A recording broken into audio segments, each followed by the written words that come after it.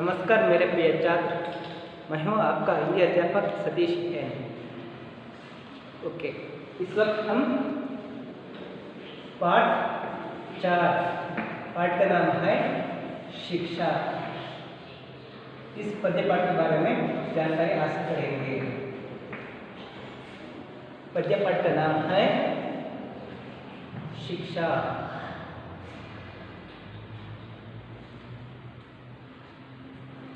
पहला कवि परिचय।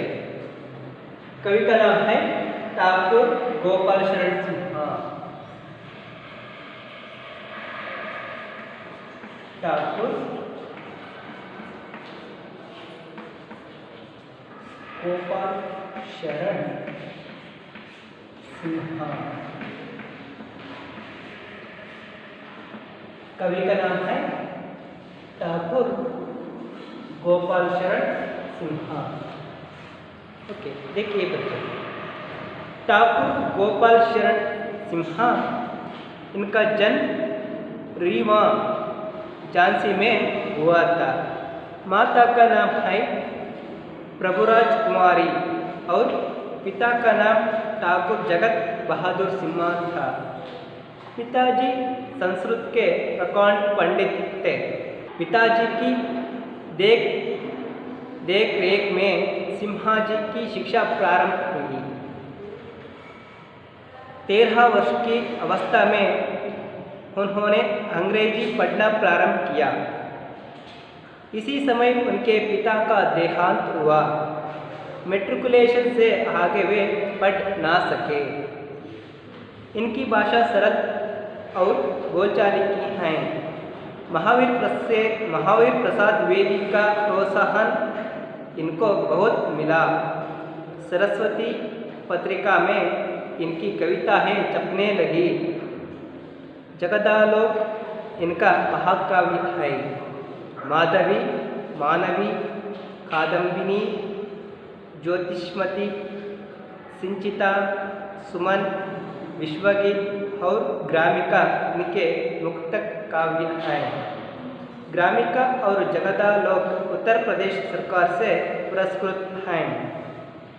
ओके बच्चे, देखिए, कवि का नाम है ठाकुर गोपाल शरण सिन्हा। इनका जन्म झांसी जिले के रीवा में हुआ था। रीवा, झांसी जिले के रीवा प्रदेश में इनका जन्म हुआ। जन्मस्थल है रीवा। माता का नाम है प्रभुराज कुमारी। ಇವರ ತಾಯಿಯ ಹೆಸರು ಪ್ರಭುರಾಜ್ ಕುಮಾರಿ। पिता का नाम ठाकुर जगत बहादुर सिन्हा। ಇವರ ತಂದೆಯ ಹೆಸರು ठाकुर जगत बहादुर सिन्हा। पिताजी संस्कृत के प्रकांड पंडित थे। ಅವರ ತಂದೆಯವರು ಸಂಸ್ಕೃತದ ಒಂದು ಅತಿ ದೊಡ್ಡದಾದಂತಹ ವಿದ್ವಾಂಸರಾಗಿದ್ದರು। पिताजी की देख रेख में सिन्हा जी की शिक्षा प्रारंभ हुई। ತಂದೆಯನ್ನು ನೋಡ್ತಲೇ ಅವರ ಒಂದು ಅಂಗ್ರೇಜಿ ಶಿಕ್ಷಣ ಅಂದರೆ ಆಂಗ್ಲ ಭಾಷೆಯ ಶಿಕ್ಷಣ ನಡೀತಾ ಇತ್ತು। ಕೇವಲ 13 ವರ್ಷಗಳಿದ್ದಾಗಲೇ ಇವರು ಇಂಗ್ಲೀಷನ್ನು ಓದುವುದನ್ನು ಕಲಿತರು। इसी समय उनके पिता का देहांत हुआ। ಇದೇ ಸಮಯದಲ್ಲಿ ಅವರ ತಂದೆಯವರ ಒಂದು ಮೃತ್ಯು ಉಂಟಾಗುತ್ತೆ। ದೇಹಾಂತ, ಮೃತ್ಯು। मेट्रिकुलेशन से आगे वे पढ़ ना सके। मेट्रिकुलेशन का अर्थ है ಇಂದಿನ ದಿನಮಾನಗಳಲ್ಲಿ ನಾವೇನು SSLC ಅಂತ ಏನು ಕರಿತೀವಿ, ಅದಕ್ಕೆ ಹಿಂದಿನ ಕಾಲದಲ್ಲಿ ಮೆಟ್ರಿಕುಲೇಷನ್ ಅಂತ ಹೇಳಿ ಕರೀತಾ ಇದ್ರು।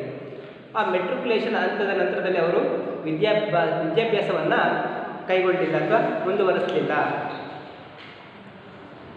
इनकी भाषा सरल और बोलचाली की है। ಅವರ ಒಂದು ಭಾಷೆ ಹೇಗಿತ್ತು ಅಂತಂದರೆ ಸರಳವಾಗಿತ್ತು ಮತ್ತು ಬೋಲ್ಚಾಲ್, ಜನರು ಸಾಮಾನ್ಯವಾಗಿ ಮಾತನಾಡ್ತಕ್ಕಂತಹ ಭಾಷೆ, ಆ ಭಾಷೆಯನ್ನು ಅವರು ಬಳಸ್ತಾ ಇದ್ದರು। महावीर प्रसाद द्विवेदी का प्रोत्साहन इनको बहुत मिला। ಇಂಡಿಯಾ ಸರ್ವಶ್ರೇಷ್ಠ ಕವಿಗಳಲ್ಲಿ ಮಹಾದೇವಿ ಪ್ರಸಾದ್ ಏನಿದ್ದಾರೆ, ಮಹಾವೀರ್ ಪ್ರಸಾದ್ ದ್ವಿವೇದಿ, ಆ ಮಹಾವೀರ್ ಪ್ರಸಾದಿ ಅವರ ಪ್ರೋತ್ಸಾಹ ಇವರ ಮೇಲೆ ತುಂಬ ಇತ್ತು। सरस्वती पत्रिका में इनकी कविताएं छपने लगी। ಆ ಸರಸ್ವತಿ ಎಂಬಂತಹ ಒಂದು ಪತ್ರಿಕೆಯಲ್ಲಿ ಇವರ ಒಂದು ಲೇಖನಗಳು ಪ್ರಕಟವಾಗ್ತಾ ಇದ್ದವು. ಜಗದಾಲೋಕ್ ಇನ್ಕಾ ಮಹಾಕಾವ್ಯ ಹೈ. ಜಗದಾಲೋಕ್ ಅಂತಕ್ಕಂಥದ್ದು ಇವರ ಒಂದು ಮಹಾಕಾವ್ಯ. ಜಗದಾಲೋಕ್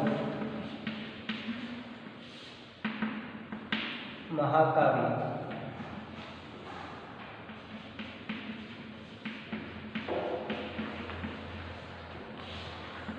जगदालोक ಅಂತಕ್ಕಂಥದ್ದು ठाकुर गोपाल शरण सिन्हा का महाकाव्य था. जगदालोक. माधवी, मानवी, कादम्बिनी, ज्योतिष्यमती, संचिता, सुमन, विश्वगीत और ग्रामिका इनके मुक्तक काव्य है.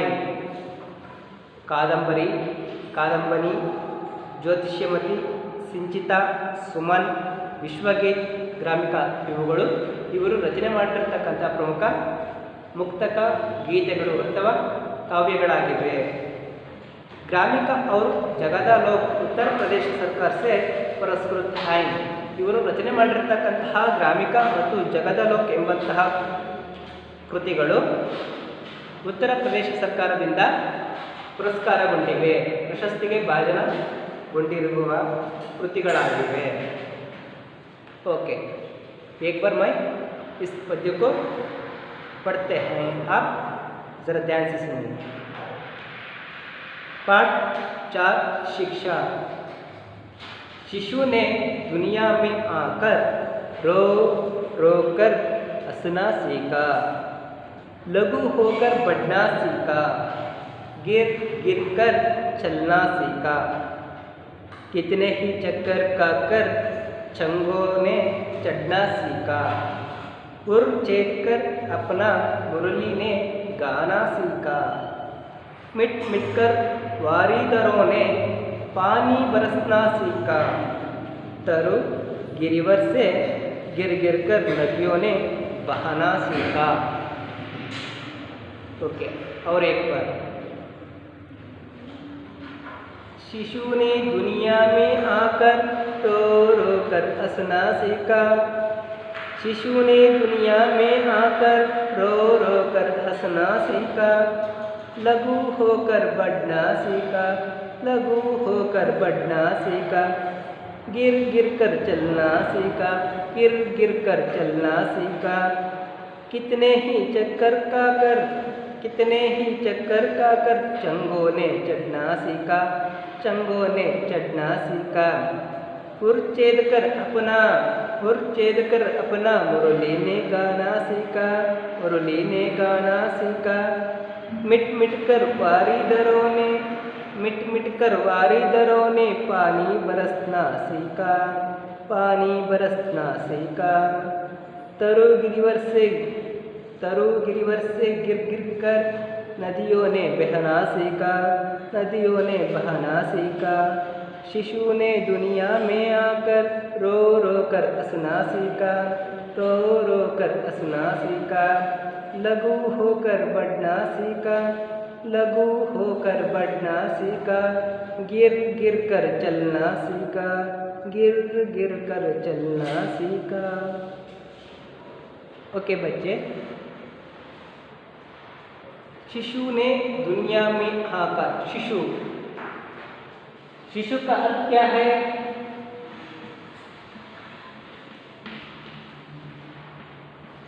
शिशु,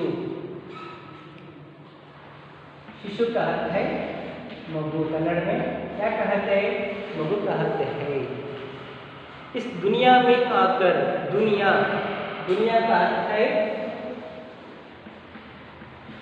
दुनिया, विश्व, प्रपंच, संसार, ऐसे भी पर्यायवाची शब्द है. प्रपंच, संसार, दुनिया ये सभी पर्यायवाची शब्द है, समानार्थक पदಗಳು. रो रो कर हंसना सीखा. रो ಅಳ್ತಕ್ಕಂಥದ್ದು. ಅಸ್ನ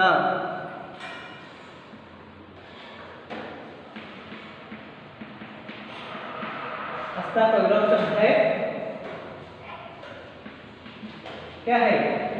रोना. अस्ना ನಗುವುದು, ರೋನ ಅಳುವುದು. ಮಗುವು ಈ ಪ್ರಪಂಚದಲ್ಲಿ ಬಂದ ಮೇಲೆ, ವಿಶ್ವಕ್ಕೆ ಬಂದ ಮೇಲೆ ರೋ ರೋಕರ್ ಅಸ್ನಾಸಿಕ ನಗುವುದನ್ನು ಹೇಗೆ ಕಲಿಯುತ್ತೆ? ಹತ್ತು ನಗುವುದನ್ನು ಮಗು ಕಲಿಯುತ್ತೆ. ಲಘು ಹೋಕರ್ ಬಡ್ನ ಸೀಕ ಅಂದರೆ ಚಿಕ್ಕದಾಗಿರ್ತಕ್ಕಂತಹ ಒಂದು ಮಗು ದಿನಗಳು ಕಳೆದಂತೆ ಏನಾಗುತ್ತೆ? ಅದು ದೊಡ್ಡದಾಗುತ್ತಾ ಹೋಗುತ್ತೆ. ಅಂದರೆ ಆಹಾರ ತೆಗೆದುಕೊಳ್ತಾ ದಿನದಿಂದ ದಿನಕ್ಕೆ ಅದೇನಾಗುತ್ತೆ? ತನ್ನ ಬೆಳವಣಿಗೆಯಲ್ಲಿ ಇನ್ಕ್ರೀಸ್ ಆಗುತ್ತೆ ಅಲ್ವಾ? ಹಾಗೆ ಬೆಳವಣಿಗೆಯನ್ನು ಅದು ಒಂದು ದೊಡ್ಡದಾಗುತ್ತೆ. ಚಿಕ್ಕದ್ರಿಂದ ಮಗು ದೊಡ್ಡದಾಗುತ್ತೆ. ಗಿರ್ಕರ್ ಚಲನಾ ಸೀಕ. ಗಿರ್ಕರ್ ಬಿದ್ದು ಬೀಳುತ್ತದೆ, ನಡೆಯುವುದನ್ನು ಕಲಿಯುತ್ತದೆ. ಶಿಶುನೇ ದುನಿಯಾ ಮೇ ಆಕರ್ ರೋ ರೋಕರ್ ಹಸ್ನಾ ಸೀಖಾ, ಲಘು ಹೋಕರ್ ಬಡ್ನಾ ಸೀಖಾ, ಗಿರ್ಕರ್ ಚಲನಾ ಸೀಖಾ. ಇಸ್ಕಾ ಅರ್ಥ ಹೈ, ಈ ಪ್ರಪಂಚಕ್ಕೆ ಮಗು ಬಂದ ನಂತರ ಏನು ಮಾಡುತ್ತೆ? ಅದು ಪ್ರಾರಂಭದಲ್ಲಿ ಹತ್ತು ಕೊನೆಗೆ ನಗೋದನ್ನು ಅದು ಕಲಿಯುತ್ತೆ. ಹಾಗೆ ಚಿಕ್ಕದಾಗಿದ್ದಂತಹ ಮಗು ದಿನಗಳು ಕಳೆದಂತೆ ದೊಡ್ಡದಾಗುತ್ತೆ, ಚಿಕ್ಕದರಿಂದ ದೊಡ್ಡದಾಗ್ತಾ ಹೋಗುತ್ತೆ. ಹಾಗೆ ಗಿರ್ಕರ್ ಚಲನಾ ಸೀಖ, ಬೀಳುತ್ತಲೇ ಅದು ನಡೆಯುವುದನ್ನು ಕಲಿಯುತ್ತೆ. ಯಾವುದು? ಆ ಮಗು ಎಲ್ಲಿ ಬಂದ ಮೇಲೆ ನಡೆಯುವುದನ್ನು ಕಲಿಯುತ್ತೆ? ಈ ದುನಿಯಾಕ್ಕೆ ಬಂದ ಮೇಲೆ ಪ್ರತಿಯೊಂದನ್ನು ಕೂಡ ಆ ಮಗು ಕಲಿಯುತ್ತೆ. ಕಿತನೆ ಹಿ ಚಕ್ಕರ್ ಕಾಕರ್ ಚಂಗೋನೆ ಚಡ್ನಾ ಸೀಖ. ಕಿತನೆ ಹಿ ಎಷ್ಟೊಂದು, ಚಕ್ಕರ್ ಕಾಕರ್ इसका अर्थ है इधर उधर घूमना, ಅಂದರೆ ಆ ಕಡೆ ಈ ಕಡೆ ಸುತ್ತಿ ಚಕ್ಕರ್ ಕಾನ.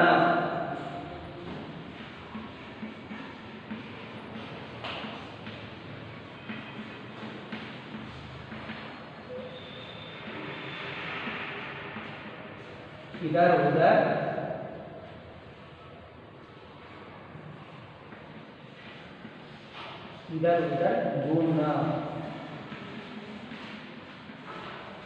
ಅಂದ್ರೆ ಆ ಕಡೆ ಈ ಕಡೆ ಸುತ್ತಿ. ಚಂಗೋನೆ ಚಡ್ನಾ ಸೀಖ. चंग का अर्थ है पतंग.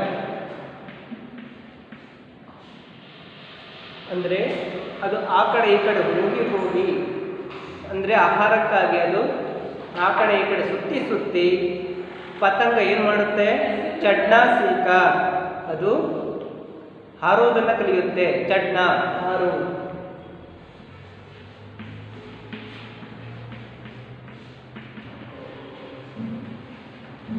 ಅದು ಏನು ಮಾಡುತ್ತೆ? ಹಾರುವುದನ್ನು ಕಲಿಯುತ್ತೆ. ಈಗ ಮಕ್ಕಳು ಏನು ಮಾಡ್ತಾರೆ? ಹತ್ತು ನಗುವುದನ್ನು ಕಲಿತಾರೆ. ಹಾಗೆ ಬೀಳುತ್ತಲೇ ನಡೆಯುವುದನ್ನು ಕಲಿಯುತ್ತಾರೆ. ಹಾಗೆ ಪಕ್ಷಿಯ ಮರಿಗಳು ಮೊಟ್ಟೆ ಹೊಡೆದು ಹೊರ ಬಂದ ನಂತರದಲ್ಲಿ ಅವುಗಳಿಗೆ ದೊಡ್ಡ ಪಕ್ಷಿಗಳು ಏನು ಮಾಡ್ತವೆ? ಕೆಲ ದಿನಗಳ ಕಾಲ ಗುಟುಕನ್ನು ನೀಡ್ತವೆ, ಅಂದರೆ ಆಹಾರವನ್ನು ಜಗೆದು ತಮ್ಮ ಮರಿಗಳಿಗೆ ನೀಡುತ್ತವೆ. ಸ್ವಲ್ಪ ದಿನಗಳ ನಂತರ ಏನು ಮಾಡ್ತವೆ? ಆ ದೊಡ್ಡ ಪಕ್ಷಿಗಳು ತಮ್ಮ ಮರಿಗಳಿಗೆ ಆಹಾರವನ್ನು ತಿನ್ನಿಸೋದಿಲ್ಲ. ಕಾರಣ ಏನು? ಅವುಗಳು ಹಾರೋದನ್ನು ಕಲಿಯಲಿ ಅನ್ನೋ ಕಾರಣಕ್ಕೆ ಏನನ್ನು ತಿನ್ನಿಸೋದಿಲ್ಲ. ಹಸುವಿನಿಂದ ತಾಳಲಾರದೆ ಆ ಪಕ್ಷಿ ಮರಿಗಳು ಏನು ಮಾಡ್ತವೆ? ಆ ಕಡೆ ಈ ಕಡೆ ಸುತ್ತಿ ಹಾರುವುದನ್ನು ಕಲಿಯುತ್ತವೆ. ಉರ್ ಚೇತ್ಕರ್ ಅಪನ ಮುರಳಿನೇ ಗಾನಾ ಸೀಖಾ. उर का अर्थ है उर, ये है वृक्ष. क्या कहते हैं हिंदी में? वृक्ष कहते हैं. उरगा कहा जाते हैं आप. उरग, इसको उरग कहते हैं. सर्प को क्या कहते हैं? ಉರಗ कहते. ಎದೆಯಿಂದ ಚಲಿಸ್ತಕ್ಕಂಥದ್ದು ಯಾವುದೋ ಅದು ಉರಗ. ಅಂದರೆ ಉರ್ ಅಂತಂದರೆ ಎದೆ. ಹಾವಿಗೆ ಕಾಲುಗಳು ಇರೋದಿಲ್ಲ, ಅದು ಏನು ಮಾಡುತ್ತೆ? ತನ್ನ ಎದೆಯಿಂದ ಅದು ಚಲನೆಯನ್ನು ಅಂದರೆ ಚಲಿಸುವುದನ್ನು ಕಲಿತಿದೆ. ಯಾವುದು? ಹಾವು. ಹಾಗಾಗಿ ಅದಕ್ಕೆ ನಾವು ಉರಗ ಅಂತ ಹೇಳಿ ಕರಿತೀವಿ. ಉರ್ ಛೇದ್ಕರ್ ಅಪನ ಮುರಳಿನೇ ಗಾನ ಸಿಕ್ಕ. ಆ ಎದೆಯನ್ನು ಸೀಳಿ ಬಿಟ್ಟು ಛೇದ್ ಸಂದನ್ನು ಮಾಡಿ ಅವು ಬಿದಿರನ್ನು ತೆಗೆದುಕೊಂಡು ಅದರ ಅಂತರದಲ್ಲಿ ಅಂದರೆ ನಿರ್ದಿಷ್ಟವಾದ ಅಂತರದಲ್ಲಿ ಅದನ್ನು ಕೊರೆದಾಗ ಅಂದರೆ ಹೋಲನ್ನು ಮಾಡಿದಾಗ ಏನಾಗುತ್ತೆ, ಆ ಒಂದು ಮುರುಳಿ का अर्थ है ಕೊಡಲು.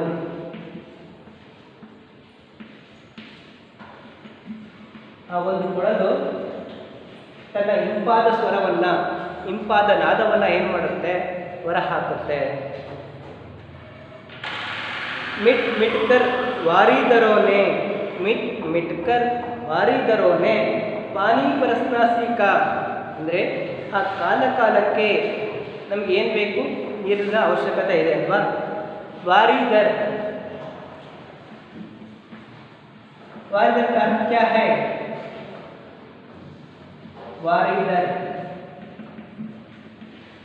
नभ, गगन, आसमान, ये सभी पर्यायवाची शब्द है. आकाश, भानु, ये सभी ವಾರಿದರ್ का पर्यायवाची शब्द है. ಅಂದರೆ ಕಾಲಕ್ಕೆ ನಮಗೆ ಆಕಾಶವು ಏನು ಮಾಡುತ್ತೆ, ಮೋಡಗಳ ರೂಪದಲ್ಲಿ ಮಳೆಯನ್ನು ತರಿಸುತ್ತೆ. ಪಾನಿ ಬರಸ್ನ ನೀರನ್ನು ಸುರಿಸುತ್ತೆ. ತರು ಗಿರಿವರ್ से गिर गिर कर थरो कहा जाते हैं. थरो पेड़,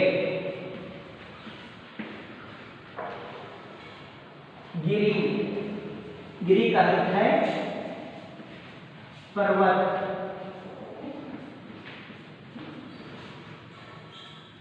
ಗಿಡ ಮರಗಳಿಂದ ಮತ್ತು ಪರ್ವತ ಪ್ರದೇಶಗಳಿಂದ ಗಿರ್ಕರ್ ಬಿದ್ದು ಏನು ಮಾಡುತ್ತೆ, ನದಿಯೋನೇ ಬಹನಾಸೀಕ ಕೆಳಗಡೆ ಅದು ನದಿಗಳಿಂದ ಅದು ಇಳಿಜ ಎಲ್ಲ ಕಡೆ ಏನು ಮಾಡುತ್ತೆ, ನೀರು ಹರಿಯುತ್ತಾ ಬರುತ್ತೆ, ನದಿಯು ಹರಿಯುತ್ತಾ ಬರುತ್ತೆ.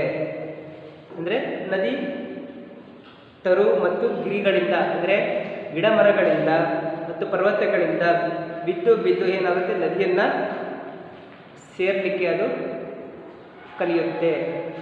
ಈ ಪಾಠ ಅರ್ಥ ಆಗಿದೆಯಾ? ಇದನ್ನು ಶಾರ್ಟಾಗಿ ಕನ್ನಡದಲ್ಲಿ ಹೇಳೋದಾದರೆ, ಈ ಪ್ರಪಂಚಕ್ಕೆ ಬಂದ ನಂತರ ಮಗು ಏನು ಮಾಡುತ್ತೆ, ಅಳುತ್ತಲೇ ನಗೋದನ್ನು ಕಲಿಯುತ್ತೆ. ಹಾಗೆ ಅದು ಆಹಾರವನ್ನು ತೆಗೆದುಕೊಳ್ತಾ ದಿನದಿಂದ ದಿನಕ್ಕೆ ಮುಂದುವರಿತಾ ಅದು ದೊಡ್ಡದಾಗುತ್ತೆ. ಹಾಗೆ ಗಿರ್ಗಿರ್ಕರ್ ಚಲನಾಸಿಕ ಬೀಳುತ್ತಲೇ ನಡೆಯುವುದನ್ನು ಕಲಿಯುತ್ತೆ. ಆಹಾರಕ್ಕಾಗಿ ಆ ಕಡೆ ಈ ಕಡೆ ಹುಡುಕ್ತಾ ಪತಂಗ್ ಚಿಟ್ಟೆ ಅಥವಾ ಪಕ್ಷಿಗಳು ಹಾರೋದನ್ನು ಕಲಿತವೆ. ಹಾಗೆ ಆ ಬಿದಿರನ್ನು ತೆಗೆದುಕೊಂಡು ನಾವು ಅದಕ್ಕೆ ಸೂಕ್ತ ಜಾಗದಲ್ಲಿ ಅದನ್ನು ನಾವು ಕೊರೆದಾಗ ಅಥವಾ ರಂಧ್ರವನ್ನು ಮಾಡಿದಾಗ ಅದು ಇಂಪಾದಂತಹ ಮುರುಳಿ ಕೊಳಲಾಗಿ ನಮಗೆ ನಾದದ ಸ್ವರವನ್ನು ಅದು ಹೊಮ್ಮಿಸುತ್ತೆ. ಅದು ನಾದ ಬರಲಿಕ್ಕೆ ನಮಗೆ ಏನು ಮಾಡುತ್ತೆ, ಸಹಾಯವನ್ನು ಮಾಡುತ್ತೆ. ಸಮಯಕ್ಕೆ ತಕ್ಕಂತೆ ನಮಗೆ ಆಕಾಶ ಏನು ಮಾಡುತ್ತೆ, ನೀರನ್ನು ಸುರಿಸೋದನ್ನು ಕಲಿತಿದೆ. ಹಾಗೆ ಗಿಡ ಮರಗಳಿಂದ ಗಿರಿ ಪರ್ವತಗಳಿಂದ ನೀರು ಹರಿತ ನದಿಯನ್ನು ಸೇರೋದನ್ನು ಕಲಿಯುತ್ತೆ ಅನ್ನೋದನ್ನು ಈ ಪದ್ಯದಲ್ಲಿ ಕವಿಯು ತುಂಬ ಚೆನ್ನಾಗಿ ನಮಗೆ ತಿಳಿಸಿಕೊಟ್ಟಿದ್ದಾರೆ. ಅರ್ಥ ಆಗಿದೆ ಅಲ್ವಾ? Thank you.